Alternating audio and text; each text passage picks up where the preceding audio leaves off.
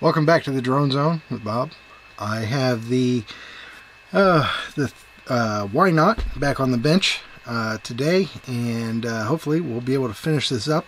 Last time we got the ESC in. The flight controller is just sitting down on top of this thing here, and this little shield.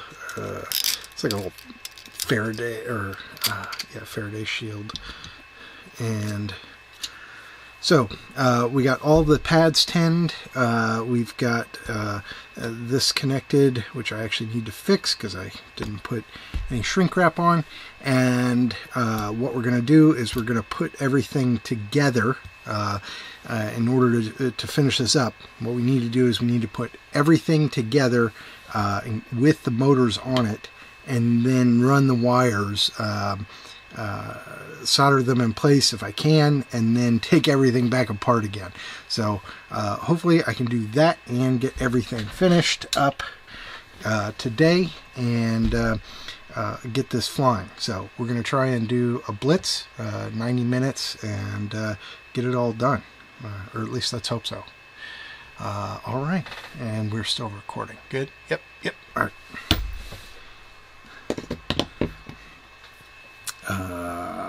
We are going to fix this first. Let me grab my...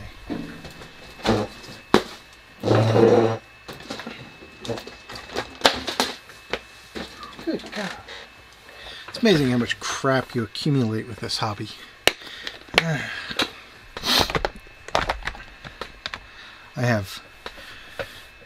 reorganizing everything because it was all just piled up behind camera, taking up space on the workbench. Alright, we're going to just clean this guy off. Hopefully I can get this to come apart easily.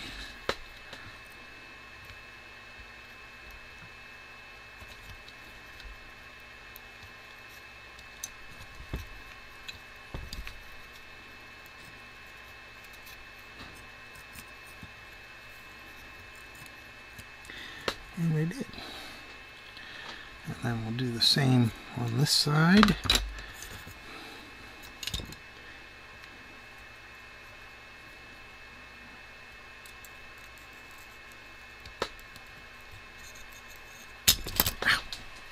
Of course it'd get me. Alright.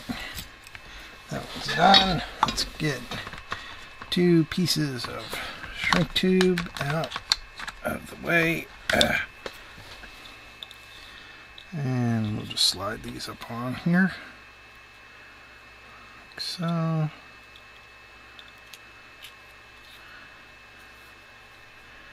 And of course my heat gun is still upstairs in my wife's control. Make sure we're in frame here. And just heat it up.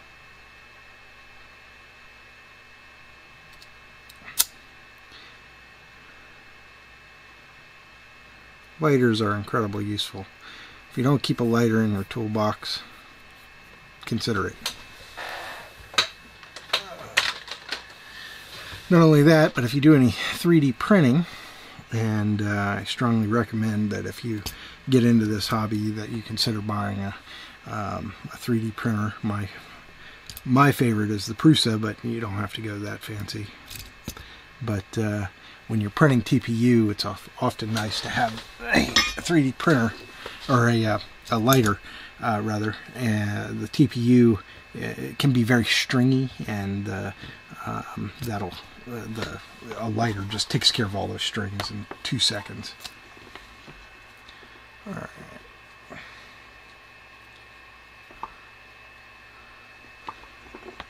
There we go.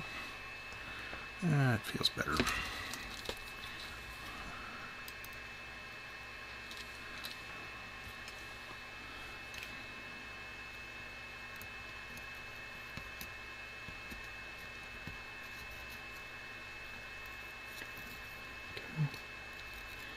Yep.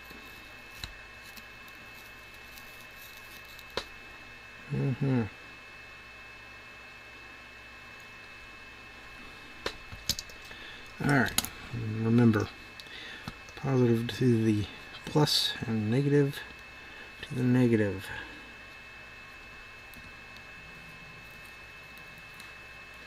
And I've got this set at about 800 degrees or 425 degrees Celsius. And that's just because I have this little surface mount tip on it. If I had a flat blade tip on it, it'd be a little less, I wouldn't need quite so much heat. But with this type of tip, it's not really meant to do this type of large pads, but we're just going to make it work. Alright, that's done. So that is fixed. Let's keep moving. We have got to get our motors mounted. I didn't show this on camera, but I actually just assembled these, and these are the motor mounting plates. And the way these work is you take the plate itself and you attach your motor to it, just like it sits like this, and then you attach it to this arm, and then you attach the bottom plate to it. And what this allows you to do is, on this Y-knot frame, you can run like a hexacopter style setup with a top and a bottom motor, so you can mount one on each side, and these screws are far enough out that they don't interfere with the bell, which is why it's set up this way. And it's kind of a clever design to kind of sandwich it in and lock it in place. But we need to mount our motors next, and we'll do that right now. We have, for the fronts, I know this is controversial, we have for the fronts a set of DYS, because I have some spare DYS motors. I bought 6 when they were going out of business, so we're going to go ahead and run them, and I think that they'll work just fine in this application. I don't see any reason. And these are, what I get? I got 2500 kV. So they're fast spinners. We're going to be running 4S on this rig, in case I haven't mentioned that. And then for the rears, we're going to be running a 1507, 3600 kV. Again, not the fastest thing in the world, but they should be close enough in RPM. We'll see. I think, personally, the flight controller won't know any difference. If that's the case, we're going to be good. If not, I'll throw 2 more DYS on it, because I've got a bunch. And this is an experiment. So you're riding along with me, learning something new about motors and how everything works, and flight controller and everything else. So I don't think the flight controller is going to care one bit about what motor is at what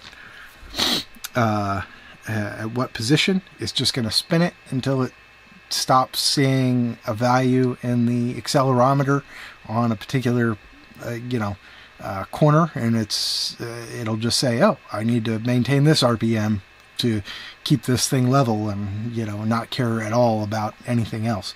So it'll just it'll figure out what RPM is required and set it to that. So, and yeah, this is my first time using DYS. They seem interesting. This is hopefully not a problem. I don't know if you can see this, but it just doesn't want to bend down. Okay, interesting. Now, I haven't actually checked this, but it looks like 1, 2, 3, 4, 5, 6, 7. Yep, it looks like this is a 14-pole motor, and the other thing to check is that they're both 14-pole motors. 1, 2, 3, 4. Hold on. 1, 2, 3, 4, 5, 6, 7. Yep, they're both 14-pole motors. If they were different pole motors, it'd probably have some negative effect, but since they're the same, I think we'll be all right. Anyway, we're gonna get these mounted up now. Let's see. Hopefully I have enough wire and I don't need to do anything funky. So this needs to be run back along the arm. Okay, I'm just gonna force it flat. Yeah, DYFs went out of business, which is a real shame. I'd heard good things about their motors, and Joshua Bardwell recommended them, and lots of other people too. It's just but at $10 a motor, it's got to be tough to make a profit.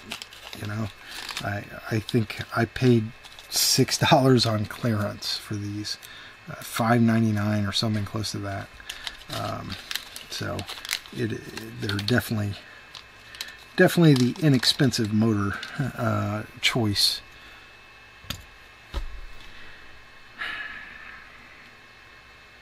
The camera knows where I put that other bag of screws. Anyway, these are, it's kind of nice. They put it, how big the screws are on here. I don't think I need 7mm screws, so we're gonna probably have to shorten these up in order to make them work. But I'll make sure first before I jump the gun. Let's see here.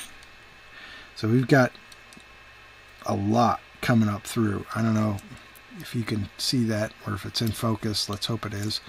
But that is way too long. I need a shorter screw. And I have some.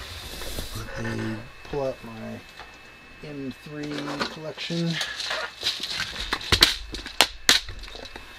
And I have 6s, which should be short enough. Yep. We're going to need 8 of these, I do believe. My math is correct.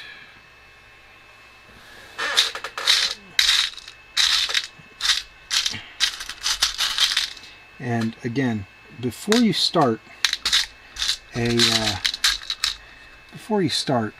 getting into this hobby, my strong recommendation is to pick up a kit of screws, both M3 and M4. Just go on Amazon and buy a kit.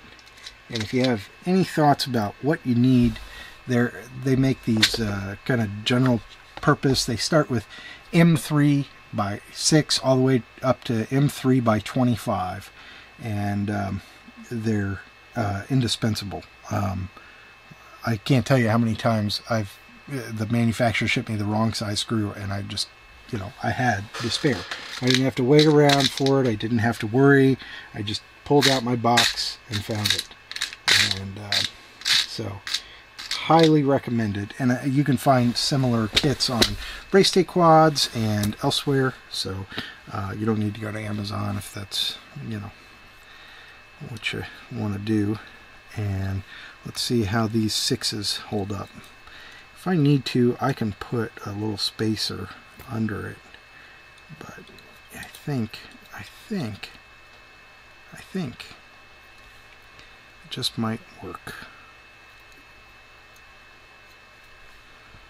Okay.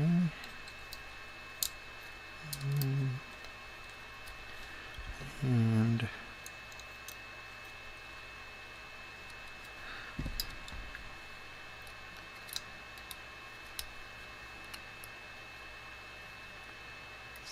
not the right size.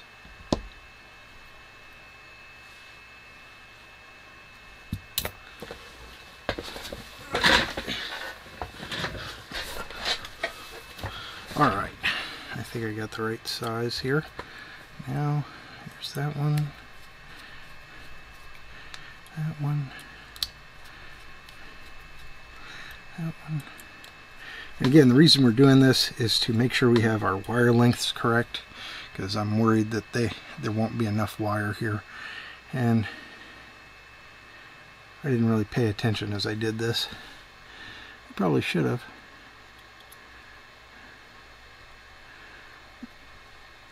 I think that's fine. It's just pushing on the rubber there. Again, it's not into the windings, it's just into that little rubber, and it's not digging into it.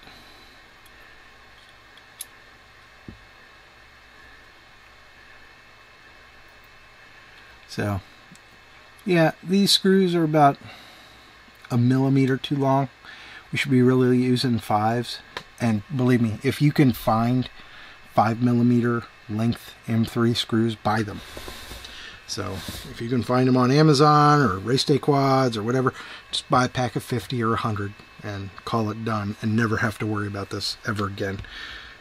Alright, next up. Again, let's just flatten this guy out. It's got this kink to it. So on some arms you can kind of set it so that it wraps under and goes back. I think that's what this was originally intended for, or something close to that, or it's just bad manufacturing. One of the two.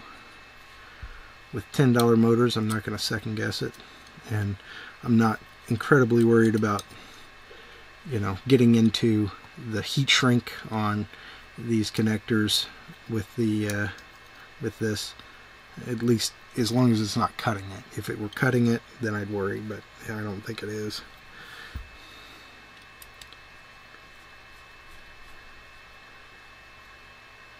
Yeah, no. It's just pushing up on it. I'm not digging into it.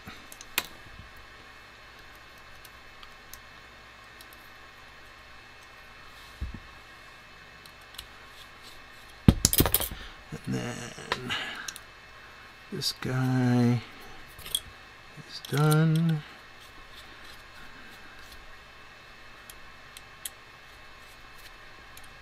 Done.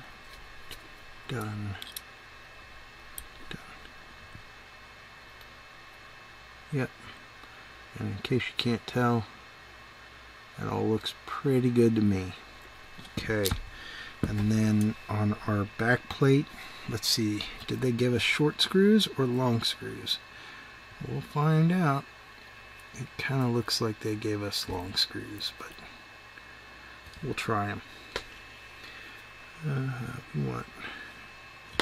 There are 4 of these guys that I've pre-assembled, and the reason I'm using these Brother Avengers is because they actually have the 16x16 mounting pads, as well as the 12x12 that you find on 3-inch quads, or some 3-inch quads. Again, there's no real standard,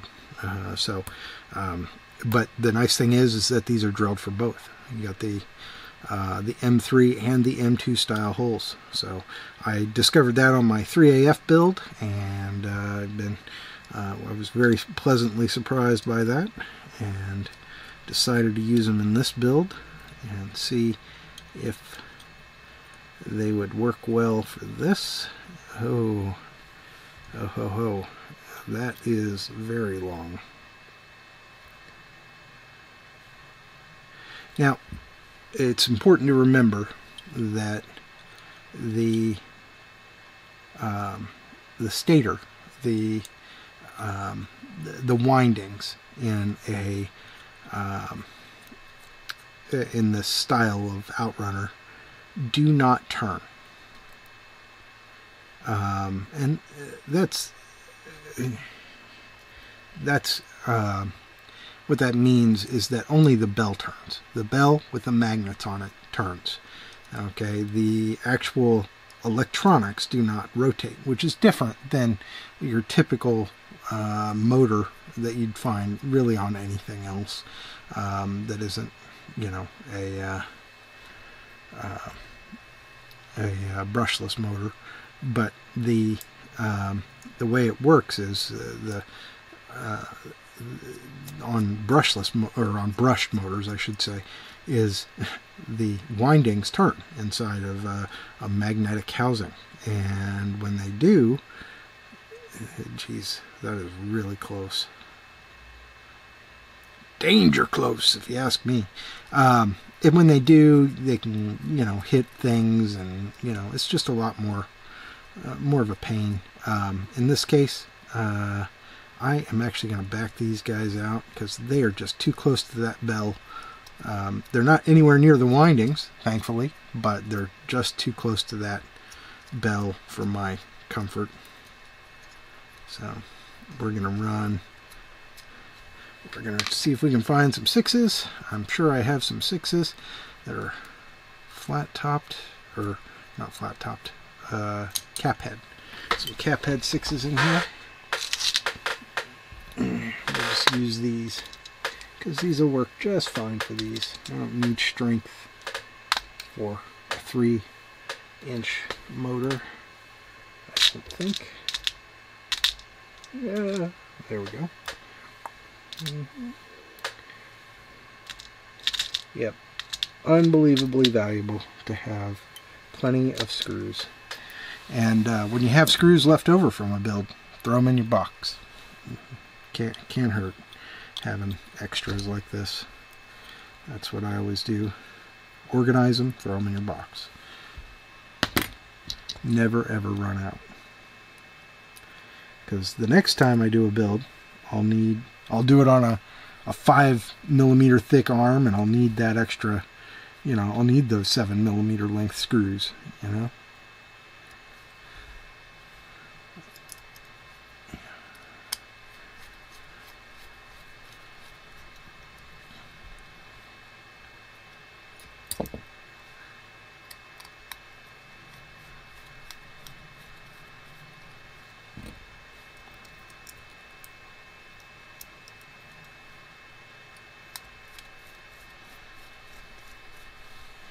All right, that one is good to go. The next one up is this guy.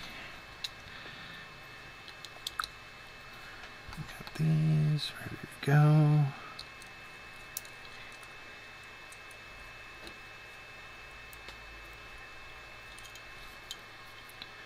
Yeah, hopefully I've got the focus all fixed on my camera. So everything down, you should be able to read this without too much trouble. It's not going to be perfectly clear, but the camera I've angled slightly differently. And we're still recording. Yep, I've angled slightly differently, and I have turned off a bunch of settings that were causing some focus issues. So there's some helpful features built into the camera that were causing it so that I couldn't actually tell if this text was legible, because it would draw little weird outlines around everything. It was strange. But yeah, we got that all turned off now. Hopefully the picture is much improved on the next one. All right, we are set. We are ready to mount these up. So we've got 3 arms. Let's close this up. Set it aside.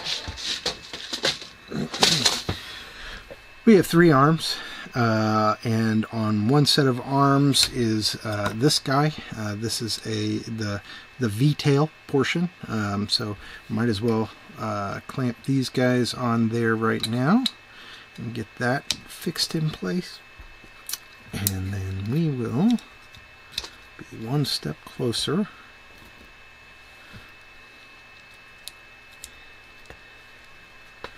to running these wires.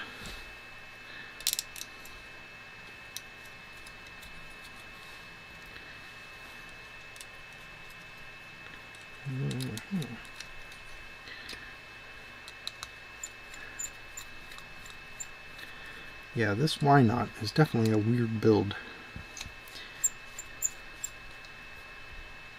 but it looked like fun, so bought it. Okay.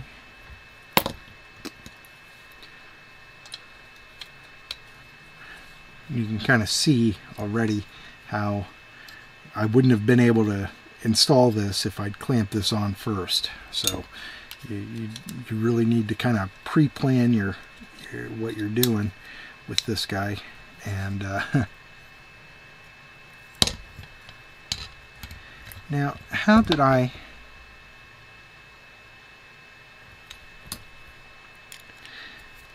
Bear with me, people. You know, I'm just getting over a cold. So, it's actually been 2 weeks since I worked on this build. Patient Zero, my daughter, a 4-year-old, she came home with the sniffles and proceeded to give us the plague. And of course she recovered in 36 hours, and I've been coughing and froggy for 2 weeks. Yep, 2 full weeks. Yeah. That's what happens, you know. You turn 40, every little illness is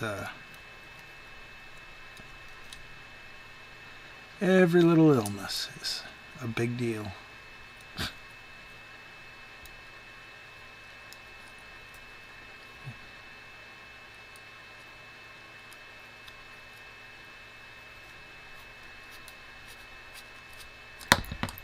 All right, getting there.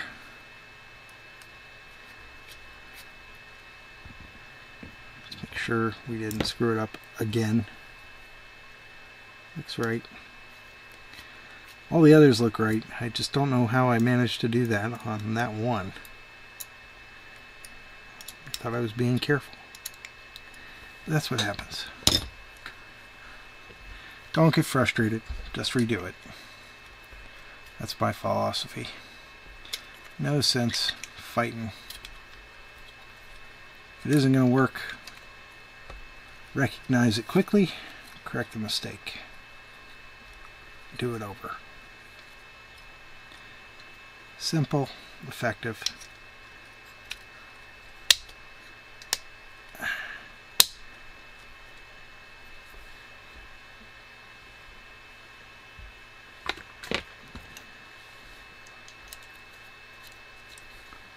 Okay, there's that one. Was this cat here? Yes, I have 2 cats, Benny and Gus, and their hair gets everywhere.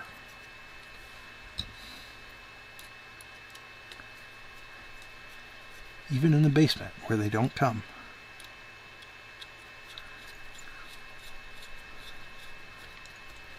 Okay, looking good.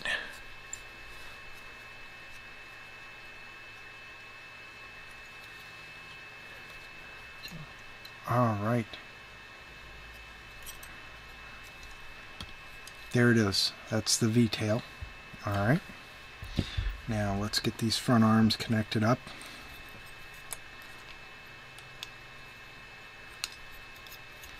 Do it the right way. That helps.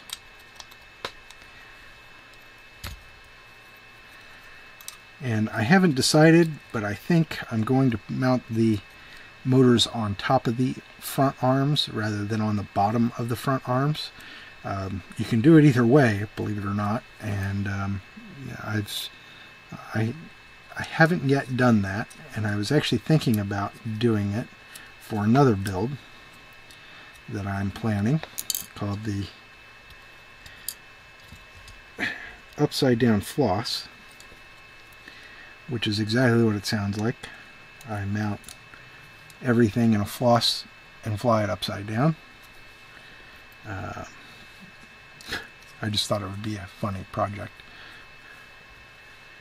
And I have the frame, I've got the motors, I've got everything else. I've got a Mamba stack for it, just because, you know, I mean, come on, it's a joke, really. These sorts of builds are done for fun, not to be the best flying thing in the world. And I've also got a bunch of other projects coming up too. I mean, the project list is enormous. I've got my cheap shit series, which is a bunch of really cheap builds based around. I've got the the list. I've got a diatone, the M630, which I got for $169 off of Banggood. I've got a Nazgul from my flight off of Banggood for, I want to say it was,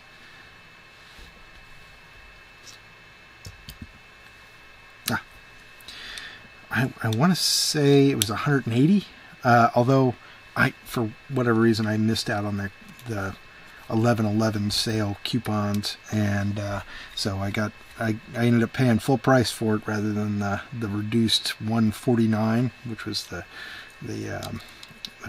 what the sale price was at the time. If I put in the right coupon code or whatever, it wanted me to log in to put in a coupon code. I logged in. It didn't give me the option to put it in before I checked out. Once I clicked the PayPal link, boom, it was done. Like, oh yeah, we're shipping it to you. Thanks. It's like, what? I didn't get to put in my coupon code. Anyway, I'm sure it was my fault. Doing something wrong.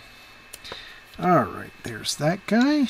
And again, like I said, you can actually mount these upside down on this arm. You can do pretty much anything you want with this build. It's really kind of interesting. And then that's the other front arm. And then we're going to run this guy in a little bit of a awkward way. Oh, come on, Cap. Get out of the way. There you go. And then right alongside like that. And then now we need the top plate. Get the top plate on here so that it holds everything in place while we do the needful and measure our wires out. Oh, come on. Quit fighting me. Yep. There's that one. Get on there. Alright, I'm just going to put a screw in back here to keep it all from going sideways.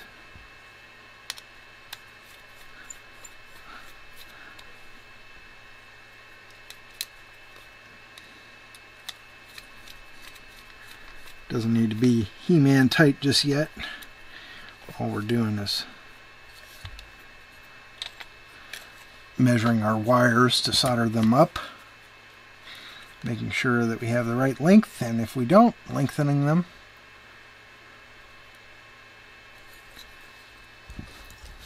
Look away as I beat on my quad.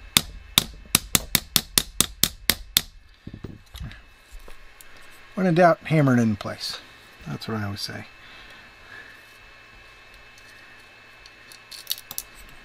If it won't move, force it. If it breaks, it needed to be fixed anyway.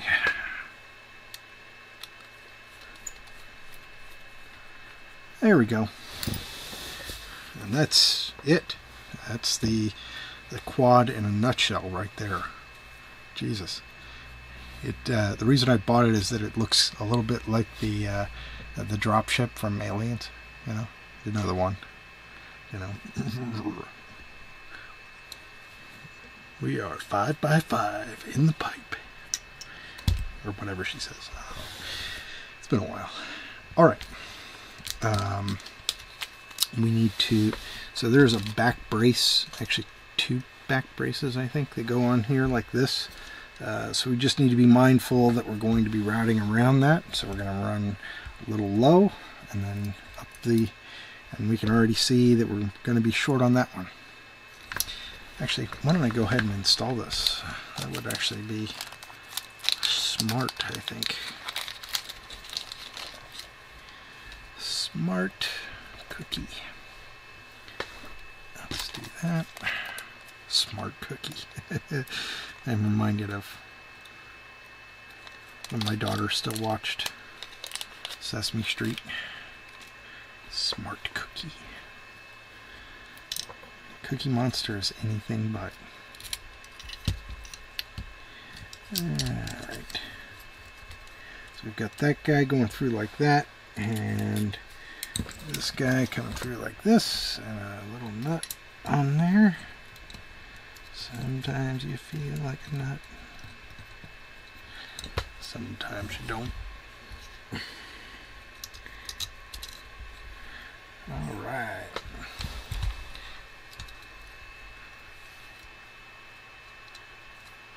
couple of Minecrafters, Impulse and Skizzleman.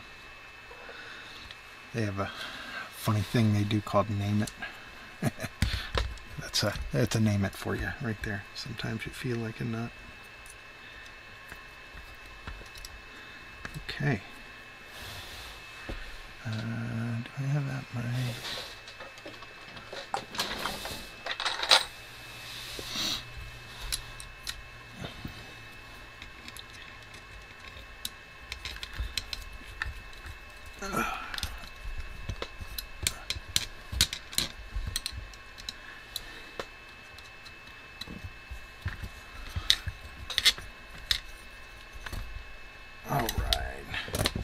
Good. Happy with that. I'm happy with the way it looks too. Yeah, we're going to have to lengthen those, which is a good thing that I have this guy. Don't buy this. It's overpriced for what it is. It's just wire, but it is silicone wire, so we are going to need for the fronts. Do we need length on the front? You know what? I might be able to get away with the fronts. I think I can do the fronts. That's actually really good news. Yeah, so it's just the rears that need to... What do you think? Run them through there? Is that going to cause any problems? And then bring them on in along through here. Zip tie them to that upright. Bring them in, solder them right there. Yep. That's what we're going to do. These guys are probably... Alright. What size is this? Probably 16. No.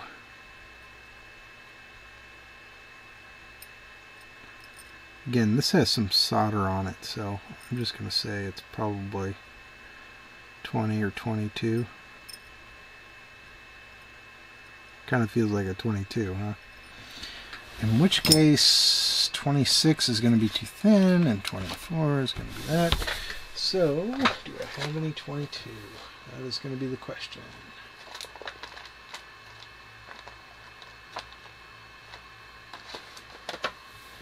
Nope. So we're going the ugly route.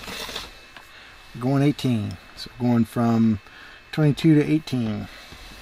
And we're going to need these guys run there. We're going to need about, let's call it 4 or 5 inches for each one. And we'll just cut them all the same. 6.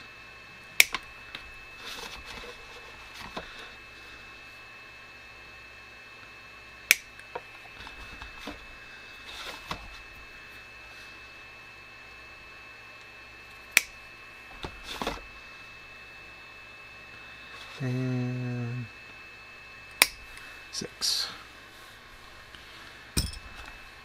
Again, don't buy this. It's overpriced. You can buy silicone wire from anywhere. I thought it would be useful, but it just turned out to be a pain. And I like his stuff. Speaking of which, I have a Mr. Steel build coming. So, if you're at all interested in... And it's a true Mr. Steel build. I'm not cutting any corners. Well, okay. I am cutting corners because apparently he uses a magical unicorn camera. You can't... I haven't been able to find it anywhere. So I bought what gets close and I put a different lens on it. And you can see me try and tune that lens because that'll be a fun video in and of itself. And then we'll get it all we'll get it all wired up and built, and you can compare my build video to his, although my build video will not be from, you know, Mr. Steel. It'll be from Bob. Bob's building again. Yep. It is nice to be back at the bench. I really do love building stuff. Flying? I'm okay flying. Getting better anyway. I've spent the last 2 weeks being sick and practicing. So, all right. We're at 42 minutes. I should probably stop here.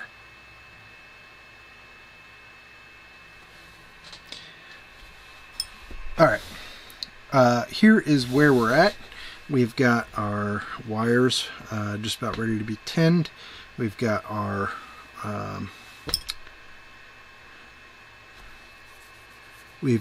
motors mounted up. We have everything ready to go. And when I come back, we will get this soldered into place. All right. Thanks for watching.